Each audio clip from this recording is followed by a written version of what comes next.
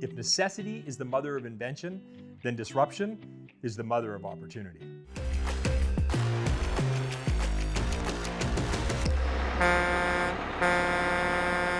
The financial crisis of 2008 was one of the largest disruptions in modern history. Out of that came dozens of multi-billion-dollar organizations. Companies like Airbnb or Uber, they were born out of the disruption of the financial crisis. They were business models that were created because people needed to generate extra income. They were business models that were created because regulations were changing or attitudes were shifting. Disruption is the mother of opportunity. And my challenge to you is looking at today's disruption, which may be certainly amongst the largest disruptions that we've seen in modern history. What is the opportunity? What are you going to go create? In the last 2 weeks, we've had an immense amount of customer interaction, demos, conversations, discoveries, the list goes on. And one thing that we're seeing is that the customers that are moving through the sales cycle the fastest are the ones who our why is aligned with the most. Now, part of us was thinking, gee, this is just like they happen to be just the right fit at the right time. But in a couple of cases, we ended up having meetings that started with really strong alignment of why. Conversations that were like, okay, why is it important for you to utilize this product? And when we were able to align the why of the customer with why we were doing this for the customer, things moved very quickly. I think they realized that not only did we have their best interests at heart, but we were capable of accomplishing what they needed to get accomplished. And in fact, we're then even more receptive and open to the creative ideas that we were bringing to the table to help use the products that we were creating to help accomplish their why.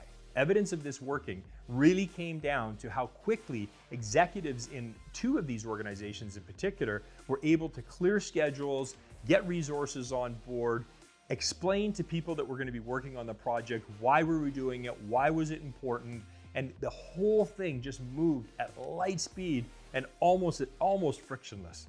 So really take the time when you're working with customers, or in fact with anybody up front, to align why you are doing this together.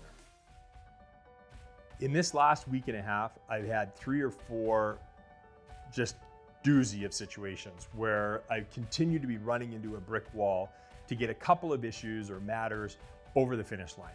A couple of things that are really key and have a waterfall or a domino effect on about 10 other things that have to get done. For whatever reason, I'm just not able to convey the importance of these or to get the teams aligned. It's just, I'm stuck. And every time I try to turn, it's just not working. So what do? I work harder at it. Well, finally yesterday, I just hit a wall. And it wasn't even a conscious wall. It was just like, I was just so exhausted. I felt so depleted that I just didn't know what to do next. And after one particular meeting, and it was toward the end of the day, I was just done. I had zero left emotionally, physically, spiritually, in order to give any more or to be thinking more about how to solve these issues or these matters. So I just, out of necessity, I just turned it off. I went down across the way and started making dinner for the family, and just spent a nice evening doing dinner. I got to bed super early.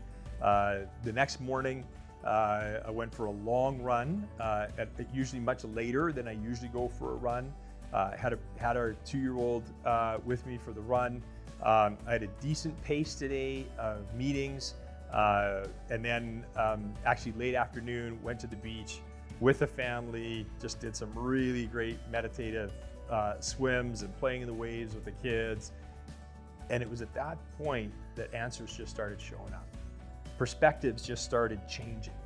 And all the problems that I had from the day before and the complete exasperation that I was feeling in terms of not being able to solve these issues or get people over the line, the answers just started being there, right? It was just, and by the time I got back and started making dinner tonight, I think I know what the solutions are. And so I'll start presenting those as solutions. And in many cases, there are things that I just had to let go of, or that I realized I was hanging on to that weren't that important. So how to get unstuck? is actually take a break.